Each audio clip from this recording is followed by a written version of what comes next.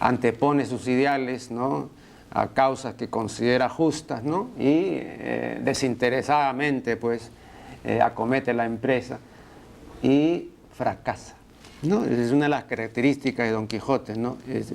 Nunca triunfa, ¿no? Es siempre un fracasado. Creo que hay algo de grande en el fracaso, ¿no? No lo digo pues como un defecto, ¿no? Es parte del quijotismo, ¿no? Es parte del idealismo, ¿no? Pero la realidad pues es más poderosa que Don Quijote y por supuesto la realidad no tiene nada de idealismo, ¿no? Y entonces la realidad siempre termina triunfando. Bueno, digo esto porque quisiera imaginármelo a usted, ¿no?, como un caminante quijotesco. Pero a mí hasta donde yo sé, usted todavía no ha fracasado. Y entonces, en un sentido estricto, no puedo pues calificarlo de quijotesco, ¿no? Entonces le pregunto, dice la primera pregunta, ¿cuánto hay de quijotesco en su actividad de caminante y en su afán de conocer más y mejor el Cápac Ñan? Definitivamente lo que hay de quijotesco es que es la desproporción entre el hombre y los molinos, ¿no? Entre el hombre y los gigantes, estos grandes gigantes. Y tal vez la diferencia es que aquí resulta que los gigantes son reales y que más bien los únicos que no los veían como tales sino como molinos era el resto. Creo que es un poco ese el paralelo. Pero, ¿por qué dice usted que es una empresa prácticamente descabellada, ¿no? O sea, usted lo ha sentido así. Digo esto, ¿sabe por qué? Porque, y voy a decir un lugar común, ¿no?, y la peor empresa es la que no se lleva a cabo, ¿no? Entonces, aun cuando uno fracase, pues eso muchísimo mejor que el inmovilismo, ¿no? No hacer nada, ¿no? Creo yo que, por ejemplo, un programa cultural como este puede tener una serie de limitaciones y de cosas criticables, pero es mejor que no haya nada, ¿no? Es mejor tener una cosa así, aun cuando sea imperfecta y defectuosa, ¿no? Entonces lo mismo es con cualquier empresa, incluso una de esta envergadura, ¿no? ¿Cuánto han contribuido? Porque veo ahí que usted se apoya, pues, como es natural, en los testimonios de muchos viajeros, ¿no? ¿Cuántos de ellos realmente recorrieron este rey de los caminos o partes importantes de él, ¿no? Que podamos a ciencia cierta decir que recorrió por lo menos la misma porción que recorrí yo en el 99 de Quito a La Paz, tal vez solamente Cieza de León. Y pare de contar, el resto pudo haber visto una buena parte, o lo pudo haber hecho, pero no quedó registrado, ¿no? No salió un texto o una crónica a partir de su recorrida. Entonces sería Cieza de León hace 450 y pico años. Claro. Ahora, una ruta tan considerable como esta, ¿cómo la explica usted? ¿Solamente por un plan vial extraordinario que tuvieron los incas o porque se trataba de un imperio? Esto es muy típico de los imperios, ¿no? O sea, la expansión trae consigo justamente muy buenas redes viales. Sí, en este caso, y permítame hacerle, aprovechando su pregunta, una diferencia entre lo que yo llamo el Cápac Ñan y lo que normalmente se está llamando Cápac Ñan, por todos los que lo mencionan. Es que yo llamo Cápac Ñan solamente a la vía longitudinal, a este camino longitudinal de la sierra, o sea, no en la troncal, no el sistema vial íntegro, ¿no? ¿Por qué? Cápac significa principal o real. Claro. Y incluso los cronistas que hacen uso del término nunca lo utilizan para hacer referencia al sistema vial íntegro, sino en muchos casos como el de Huamán Poma, que incluso resulta siendo francamente críptico, porque la mayoría de los lugares que menciona no fueron nunca más repetidos por nadie y no existen los lugares que él menciona, pero incluso él menciona que el Cápac Ñan son 4 caminos y en algún momento incluso parece que fueran las porciones de uno mismo. Yo hago esta diferencia entre el camino troncal, el camino longitudinal de la sierra y el resto de los caminos secundarios, principalmente porque los he recorrido y he visto el abismo que separa esta troncal, tanto en construcción como por ende en conservación, con lo que podemos encontrar por lo menos en los 2000 kilómetros que recorrí en los 7 caminos que son transversales de la costa a la sierra. Me parece básica esa diferencia y definitivamente es la propuesta más importante de mi libro. Está en el subtítulo mismo del libro, que este camino es el Capac Ñan, no el sistema vial. Y digamos, la motivación que puede haber tenido la construcción de un camino, ya dejando claro que es diferente al resto, es definitivamente mucho mayor a la utilitaria, a la meramente utilitaria, que sí podría de alguna manera apoyar la construcción del sistema vial íntegro, y en algunos momentos incluso pareciera convertirse en un monumento ofrecido al Inca. Incluso hay varias crónicas que lo mencionan, hablan de los pueblos dominados que le ofrecen al Inca a su regreso de Quito, por ejemplo, en el caso de Huayna Cápac, un camino mejor que el que había construido su padre. Entonces muchas veces tenemos, ya que es una etnia vencida, digamos, la que está, como sabemos, estaban encargadas, la ruta estaba encargada por concesiones, digamos, obligadas a los pueblos que eran dominados. En muchos casos yo creo que incluso se ha dado no solamente la competencia entre el Inca sucesor y su padre, ¿no? Que él pretendía hacer una obra mayor y mejor, muchas veces poniéndola en lados opuestos de un mismo valle, en el caso de los caminos, sino que además también probablemente había una competencia entre los distintos pueblos para ofrecer un camino mayor, ¿no? Y este carácter monumental, ciclópeo que tiene el camino se presenta principalmente entre Cajamarca y Junín, que tiene que ver probablemente con un periodo de expansión del imperio inca en el que justamente el poderío era tremendo, ¿no? Y esa sería la explicación del mayor desarrollo que tuvo el Capac Ñan en el norte, no en el sur. Es lo que yo me aventuro a desarrollar como una teoría. Es una explicación bastante lógica, digamos, ¿no? Los incas normalmente no transformaban mucho el territorio que su padre había anexado o que había hecho suyo, porque incluso seguía siendo suyo. Su padre seguía viviendo en el Cusco como momia, y seguía recibiendo tributos, su panaca, etc. Entonces el inca hijo, el inca sucesor, normalmente mejoraba, producía obras mayores o monumentales un poco fuera del ámbito de acción de su padre, ¿no? Pero es curioso, ¿no? Tengo entendido que el Inca no podía o no debía poner sus pies sobre el suelo, ¿no? Es decir, no debía estar en contacto con el suelo. Tengo entendido que esto es por lo elevado de su dignidad o porque todo el mundo pisa el suelo y entonces el Inca no puede hacer lo que hace todo el mundo, no sé, hay una serie de razones ya de estatus y de categoría, ¿no? Pero es curioso, no sé, el camino del Inca, y es un camino que no pisaba nunca el Inca, en todo caso lo llevaban en andas, ¿no? Era eso.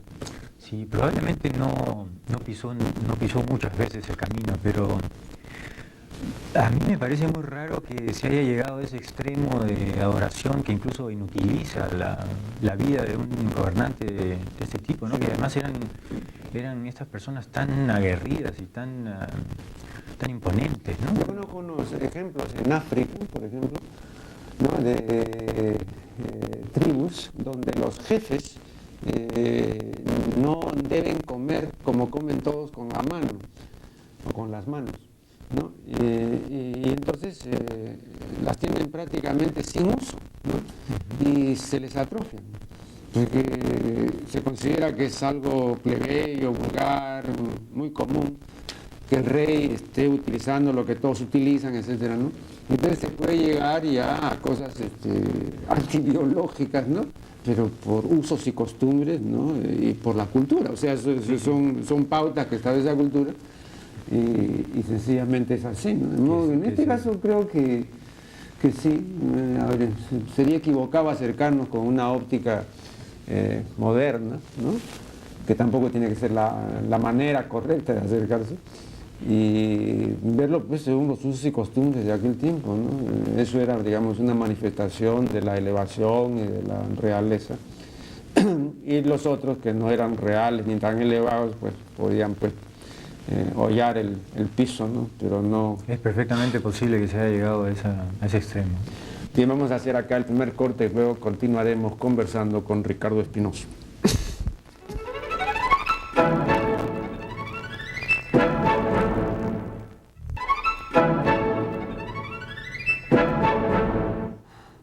Bien, continuamos esta conversación con Ricardo Espinosa. Yo recuerdo, estimado señor Espinosa, que una de las cosas que dio, entre otras, nombradía al arquitecto Fernando Belaúnde Terry fue su gran conocimiento del territorio nacional, porque se decía, y siempre se dijo desde los años 50, que él lo conocía, ¿no?, tramo a tramo, pueblo por pueblo, villorrio por villorrio, ¿no? Tenía un conocimiento que los otros candidatos no tenían. Y lo cierto es que efectivamente ninguno de los otros candidatos, ¿no?, recorrió, como Belaúnde lo hizo, nuestro territorio, ¿no? Y entonces en ese sentido Belaúnde pues lo conocía mucho mejor. Pero Belaúnde no ha sido un caminante en nuestro territorio, ¿no?, sino que se desplazaba en animales de carga o en equipo motorizado. Pero conoció una parte importante, ¿no?, bastante, ¿no?, pero dejó de conocer también mucho más. Entonces, lo mismo, usted que ha recorrido esto durante tantos meses, habrá tenido la clara impresión de que el asunto es vastísimo y que tendría pues que pasarse toda su vida y de repente también no terminar de recorrer esto. Sin duda. Creo que igualmente el Perú que llamamos interior, como si nosotros estuviéramos en el exterior, aquí en Lima, realmente es infinito. Y lo que puedo haber visto con estos cerca de 10.000 kilómetros que he recorrido a pie, definitivamente lo que me muestran al final como resultado es que lo que me queda por conocer no logro abarcarlo ni siquiera con la imaginación. Es enorme. Ahora, ¿a qué se debe que usted no tenga imitadores, o por lo menos no tenga imitadores tan conocidos como usted, ¿no? ¿Por qué no hay otros caminantes? No, esta es una pregunta que yo me he hecho repetidas veces porque me lleva a la inevitable conclusión, que no sé si usted me confirmará esta conclusión o la contradirá, pero se necesitan condiciones especiales que sin duda usted las tiene, ¿no? Y como las otras personas, por más que lo quisieran hacer, pues no tienen esas condiciones, ni tampoco tienen la perseverancia, ni el tesón que usted ha mostrado, entonces no lo llevan a cabo, ¿no? ¿Qué condiciones, además del interés y todo? Yo recuerdo que Santiago Ramón y Cajal, el famoso neurólogo español, decía que toda acción humana eficaz debe tener 3 mordientes, esa es la palabra que él usaba, ¿no? Es un término de tintorería, ¿no? Los mordientes son esas sustancias fijadoras del color en las telas, ¿no? Entonces eso se llaman los mordientes. Pero él decía, ¿cuáles eran esos mordientes en la acción humana eficaz, ¿no? El interés, ¿no? La emoción, ¿no? Y la perseverancia, ¿no? Las cosas que se hacen con interés y con una emoción, con una carga fuerte, un quantum de afecto, y que se hacen además con constancia y perseverancia, son las acciones eficaces, ¿no? Bueno, parece que la gente no tiene estos 3 mordientes, ¿no? Entonces, ¿usted cree que es así por esta sola razón que le acabo de exponer? ¿O hay otras consideraciones que explicarían la ausencia de otros caminantes tan distinguidos como usted? Sí hay algunos intentos de algunas personas por hacer tramos muy largos, muy cercanos a lo que yo he caminado. Yeah. Tal vez con otras intenciones, en muchos de los casos es incluso por placer. Mis caminatas en realidad son más un trabajo que un placer, sin que de ninguna manera dejen de serlo también. En cuanto a las condiciones, y bueno, antes que eso, no es mi pretensión, y creo que lo comentamos en la entrevista pasada, no es de ninguna manera mi pretensión ser imitado, y mucho menos ser imitado para que la gente se ponga a caminar durante meses y meses.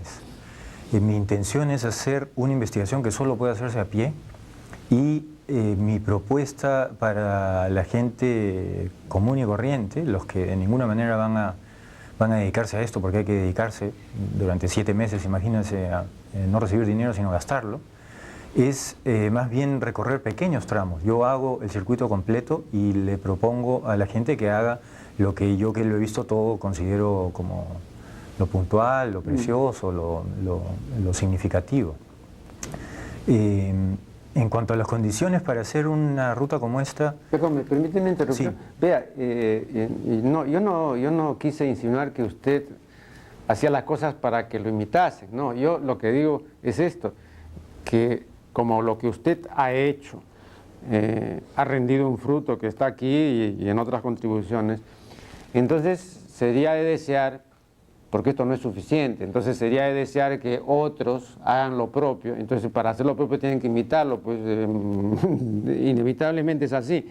En esa medida, porque este es todo un esfuerzo, y usted seguramente es uno de los eslabones de la cadena, pero se necesitan pues más eslabones, ¿no? Entonces hay que incrementar y multiplicar este esfuerzo. A eso me refería. Ese tipo de imitación sin duda, claro, la tendencia, tal vez no la dimensión. Sí. Sí. No, pero vea, la tendencia en este caso no, porque es mucho esfuerzo. No, el ser humano en general es ocioso, entonces estas cosas, por eso le decía lo de las condiciones, porque no, el ser humano puede hacer pequeñas empresas, tareas no tan considerables, ¿no? Pero ya una de estas cosas, ¿no?, que además demande no solamente de la inversión de tiempo y todo, sino de dinero, etcétera, y sin ninguna perspectiva de que usted va a ser remunerado o reconocido, ¿no?, y que puede fracasar, ¿no? Entonces, no, eso no lo hace atractivo. Claro, la idea es que esto se convierta en pequeños productos turísticos, ¿no? Yeah. Y la gente va a salir a recorrer pequeños tramos de un día, 5 días, 12 días, por supuesto con la intención de ir a recibir todo lo que uno puede recibir en un viaje de este tipo, ¿no?, en el que uno transita por una vía auténtica, digamos, a la hora de conocer el Perú, a la hora de conocer su historia, a la hora de conocer sus vestidos arqueológicos que están asociados a la ruta. Sí, sin duda, a eso me refería con la tendencia a salir a caminar por el Perú, a conocerlo, ¿no? Pero, y salir a caminar por sus caminos, por los caminos que lo surcaron. Aparte de estas motivaciones, a lo que me refería es a las condiciones físicas que debe tener una... Por ejemplo, no me imagino pues un caminante que pese 90 kilos, ¿no? Entonces, por ejemplo, usted tiene el tipo así de corredor etíope, ¿no? Más o menos así, ¿no? Esos corredores eran corredores de larga distancia, ¿no?, extraordinarios, ¿no?, porque reúnen el biotipo justo para eso. A eso me refería. Sí, es probable que mi naturaleza me haya ayudado mucho con mi contextura, mi metabolismo, etcétera. Sin embargo, siempre lo he dicho, yo creo que es más un tema de espíritu que de físico lo que se necesita para hacer este tipo de empresas. Y no me refiero en este caso a espíritu por algo espiritual, sino por el alma de la empresa, digamos, ¿no? Y a diferencia de lo que puede... Ahí usted, perdón, en alguna parte, no recuerdo la página, pero usted no se detiene, ¿no? Simplemente lo dice de pasar, pero más o menos lo que quiere decir, por lo menos eso es lo que yo he recogido, es que el caminante que emprenda una de estas tareas, ¿no?, va a tener ya modificaciones y cosas distintas, y se refiere a su organismo después de los 3 meses. ¿A qué se refiere? En el caso de la caminata de la costa, sí, que fue una caminata muy difícil por la sequedad del clima, por el sol inclemente, por la falta de agua, por el tipo de suelo, normalmente blando, la arena, porque yo caminaba normalmente por la orilla, y terminaron afectando mis pies. ¿Sin zapatos caminó? Muchas veces sin zapatos y muchas veces sobre piedras y sobre acantilados. ¿Qué ventaja tiene caminar sin zapatos?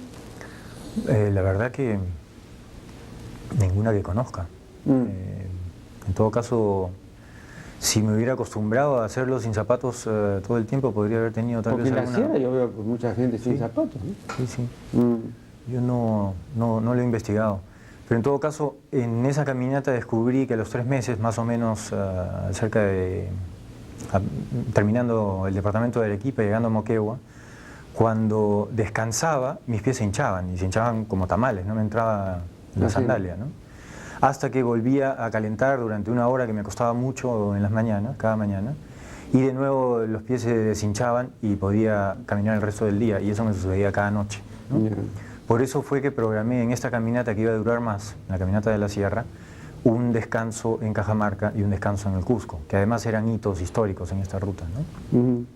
Ahora, lo que yo me refería con esto, y tomando un poco la cita que hizo usted de estos 3 mordientes, yo siempre he simplificado un poco más la cosa. Yo creo que la energía de la que me nutro, la que me alimenta y la que me sostiene, es la misma energía que hace que una mujer de su casa, en determinado momento, en una emergencia, teniendo un hijo enfermo o algo parecido, tenga que caminar 3 días en la nieve a 5.000 metros de altura para llegar al hospital más cercano, y no hay ningún doctor que se lo explique, ¿no?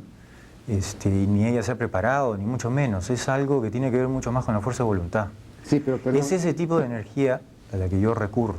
Sí, pero perdón, ese ejemplo que usted ha puesto de esa mujer, que es un ejemplo aparentemente pertinente, sin embargo se refiere a estados transitorios. Usted no puede estar así 7 meses. Claro, entonces no sé si usted va a estar, porque esa es una especie de trance, esa es una cuestión de régimen atencional anómalo, es casi de obseso. A eso lo puede usted mantener 1 día o 2, ¿no? Claro, y está muy bien. Entonces usted hace y además le pueden caer pues aguaceros y puede usted pisar piedras y todo y no siente, ¿no? Es decir, parece que se cambia toda la fisiología, la química se altera y no siente, ¿no? Es como la persona pues que odia, que está llena de rabia, esa persona pues no va a sentir, digamos, si aún le infieran corte y todo, no, ya después sentirá, cuando le ha pasado la tormenta, ¿no? Esa capacidad existe, sí. Y de hecho existe porque sale a flote en un estado como el que usted llama de trance.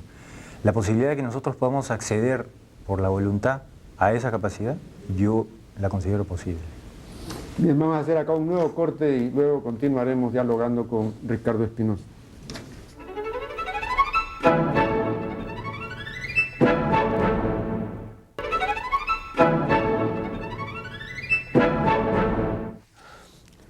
En el capítulo 14, que es el capítulo de la caminata, ¿no?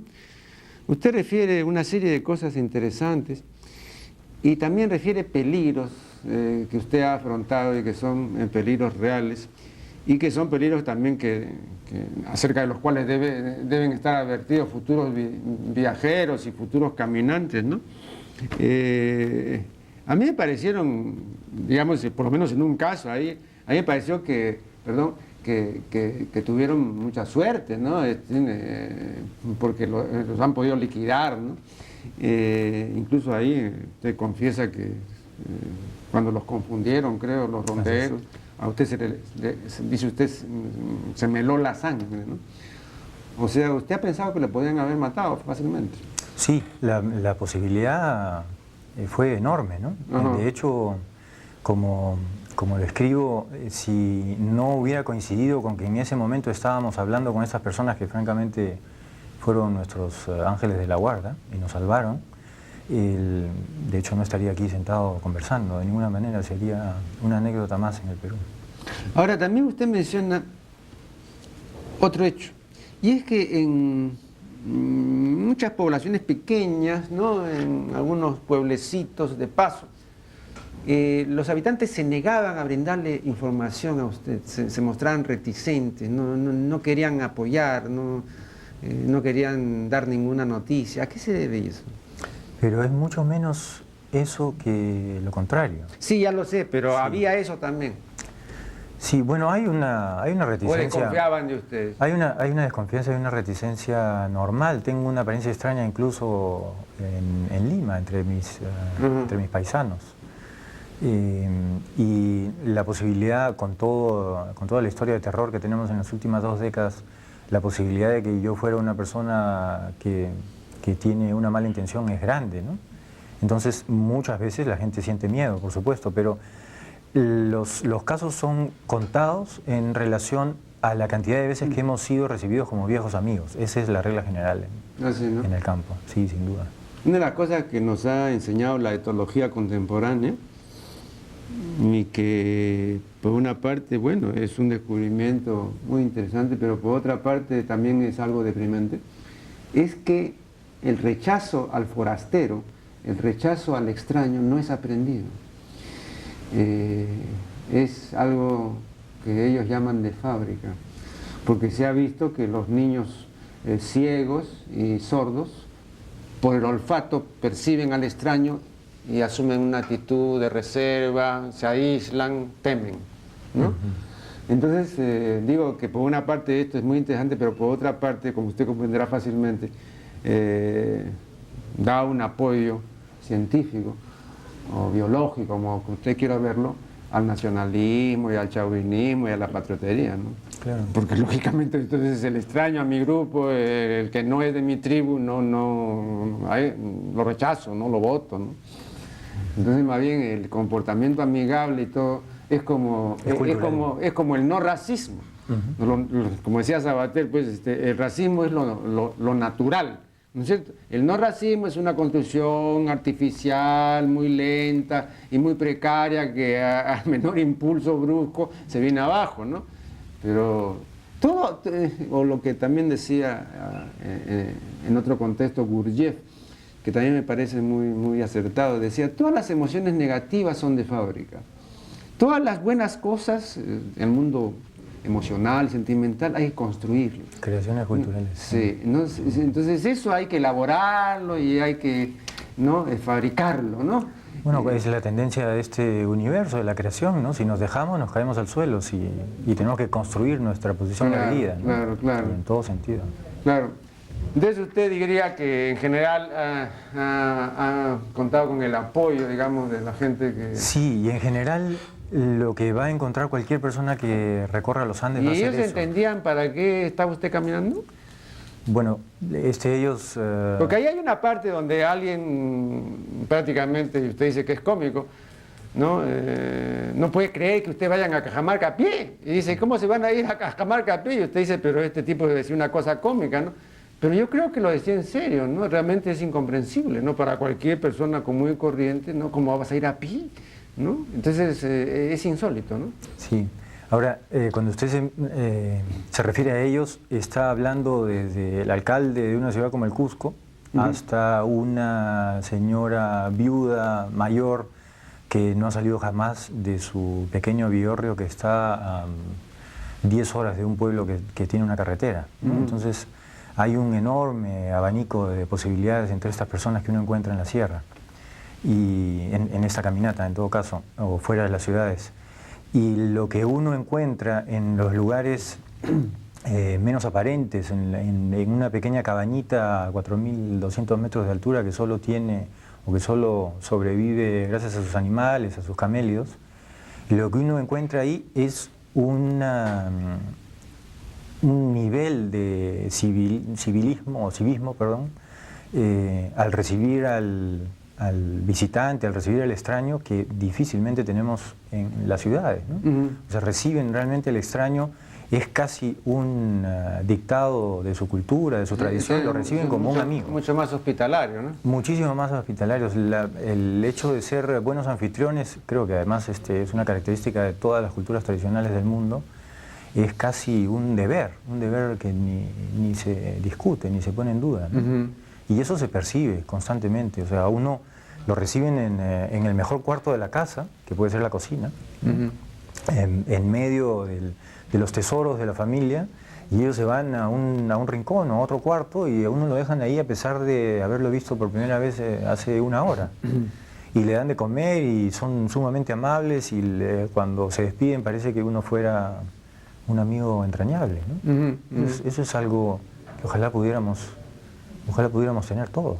Bueno, pero eso tal vez, o sin tal vez, ¿no? Yo creo que se debe al carácter no heterogéneo de la comunidad. ¿no? En la comunidad todos son vecinos, todos se conocen y todo. Usted viene a la gran ciudad, la ciudad populosa, Sí. es decir, a la urbe. Entonces es un carácter muy heterogéneo, ¿no? Es una composición poblacional pues muy diferente, ¿no?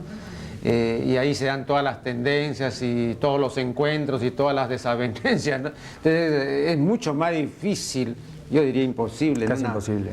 En una urbe Donde encontrar, hay pues, mendigos profesionales, por ejemplo. claro, ¿no? Entonces también sin duda esta caminata le ha servido y de hecho nos ha servido a todos los que hemos leído su obra y conocemos sus otras obras, ¿no? Para ver también las enormes diferencias, ¿no? Cuando nosotros hablamos del Perú y de una identidad nacional, creo que ya muchos antropólogos, uno de ellos es el doctor Fernando Silva Santisteban, insiste con razón en el hecho de que no debemos hablar de identidad nacional. Hay tantas identidades como regiones y como partes y todo, ¿no? De modo que, no sé por qué sitio a usted le preguntan cómo son los chinos. O sea, nunca han visto un chino. Se referían al presidente que nos gobernó en la década recién pasada. Bueno, entonces ellos jamás han visto, ¿no? Esto me hace recordar cuando vino aquí don Erasmo Muñoz, un viejo yanacón de la hacienda Caqui de Chancay, y pasaba por la Plaza Mayor y le decían, este es el Palacio de Gobierno y aquí está el presidente, ¿no? Entonces jamás había visto eso y él decía, ajá, o sea que acá hay un gran caballero que gobierna a todos los peruanos. Sí, ese es el presidente. Ah, bueno, nunca había visto eso. Y estaba en Chancay nomás, ¿eh? Entonces imagínense, acá de Chancay nunca había visto al caballero que gobierna a los peruanos.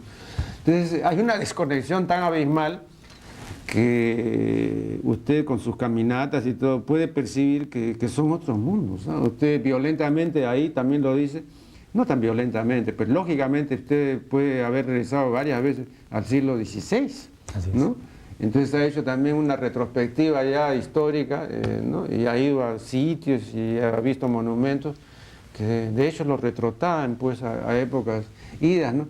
Ahora lo que sí es lamentable es que muchas de estas cosas, como usted también lo menciona, estén siendo destruidas en pro o a nombre del progreso, ¿no? Es decir, carreteras que pues no respetan estas realidades históricas, ¿no? Es difícil pedirles que respeten algo que no conocen. Uh-huh. O sea, si usted encuentra una porción de camino y no sabe que lo que está viendo es el dedo de un cuerpo gigantesco, probablemente le pase por encima. Si alguien le hubiera dicho a usted que lo que está viendo tiene miles de kilómetros hacia el norte y hacia el sur y que es de alguna manera articulada nuestra región en el pasado y la podría volver a articular en el futuro si es que logramos trabajar inteligentemente en ello, definitivamente vamos a lograr que lo respeten, ¿no? Pero de eso justamente se trata, esta levantación de este trabajo de levantar información.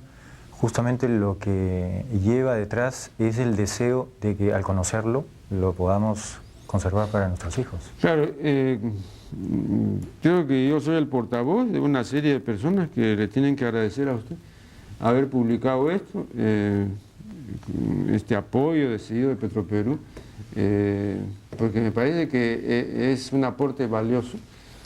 Y lo que sería desear es que sigan otros aportes de otros investigadores, pues, ¿no? Para ampliar esto y todo, porque bueno, se necesitan muchas más investigaciones de este orden, pero la suya es significativa y yo sinceramente lo felicito y le agradezco esta nueva oportunidad que he tenido de entrevistarlo. Le deseo, como usted me decía, que su libro anterior de la costa se vendieron 15.000 ejemplares, ¿no? Sí. Que para el Perú pues son pues, como 150.000 para otras realidades donde la venta de libros es más importante, ¿no? De modo que también una felicitación por esa difusión. Espero que Petroperú tal vez tenga el deseo, tal vez el próximo año, de hacer un libro un poco más popular, porque lo que hemos hecho es un libro, una edición ligeramente difícil de alcanzar por la mayoría, ¿no? Claro. Para lograr números como el anterior del Perú a toda costa, tendríamos que hacer una edición que esté más al alcance de todos. Ojalá. Ojalá pues se complete. Muchísimas gracias nuevamente y con ustedes será hasta el siguiente segmento.